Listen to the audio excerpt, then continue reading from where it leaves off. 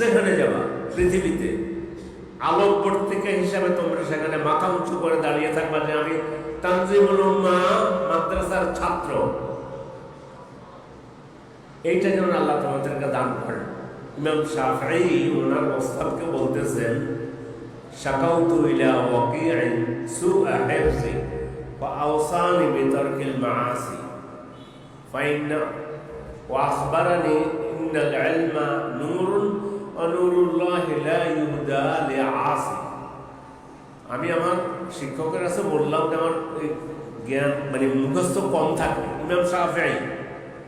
ইমাম শাফঈ তার মতো আরেকজন শাফঈ পৃথিবীতে কিয়ামত পর্যন্ত আসবে না। বলে আমার ওস্তাদের কাছে বললাম, উনি বলছে যে আমারে বললাম যে আমার মুখস্থ কম থাকে, তো আমাকে বললো যে পাপ ছেড়ে দাও, তাহলে কেননা এলেমটা নূর, সেই নূর আল্লাহ রব্বুল আলামিন তিনি পাপী ব্যক্তিকে দান করেন না। তোমরা পাপের সাথে সম্পর্ক নেই এটা পুরোপুরি বলবো না, আমি তুমি আমরা সকলেই পাপের সাথে জড়িত, কিন্তু পাপ ত্যাগ করতে হবে, আমল ধরে রাখতে হবে, তোমার কৃষ্টি কালচার, তোমার কালচারটা তোমাকে ধরে রাখতে হবে তুমি যেখানে যাও। আমাদের হাদি এই কালচারটা ধরে রাখতে পেরেছিল, তাকে প্রথম বেঞ্চ থেকে তার শিক্ষক পিছনের বেঞ্চে দিয়েছে, মাথায় টুপি ছিল বলে, কিন্তু সে সিদ্ধান্ত নিয়েছে আমি টুপি ঝাড়ব না।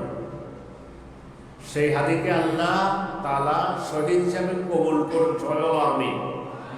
আমরা এই ধরনের হাদি চাই, আমরা বড় বড় আলেম চাই, আল্লামা চাই, যারা এসে দেশের ইমামতির দায়িত্ব নিতে পারবে। ইমামতির দায়িত্ব মানে শুধু মসজিদ না, এই দেশের রাষ্ট্রীয় দায়িত্বে থেকে ওমরের মতো দেশ চালাইতে পারবে, যে ওমরকে বলা হয়েছিল একটা বাক্য, হাকামতা ফাআদালতা ফাআমানতা ফানেমতা। বিদেশ থেকে রাষ্ট্রদূত এসে বলল যে শাসন করেছেন, ইনসাফ করেছেন, তারপরে নিরাপদ হয়েছেন, গাছের নিচে ঘুমিয়ে আছেন। অর্ধেক পৃথিবীর শাসন তিনি করেছেন, আধেক পৃথিবী করেছ শাসন ধুলোর তখতে বসে। সেই ছাত্র তানজিমুল উম্মাহ থেকে আমরা চাই, আল্লাহ আপনি কবুল করুন। এই দোয়া করে আমার সংক্ষিপ্ত বক্তব্য দিতে এলাম। আসসালামু আলাইকুম ওয়া রাহমাতুল্লাহি ওয়া বারাকাতুহু।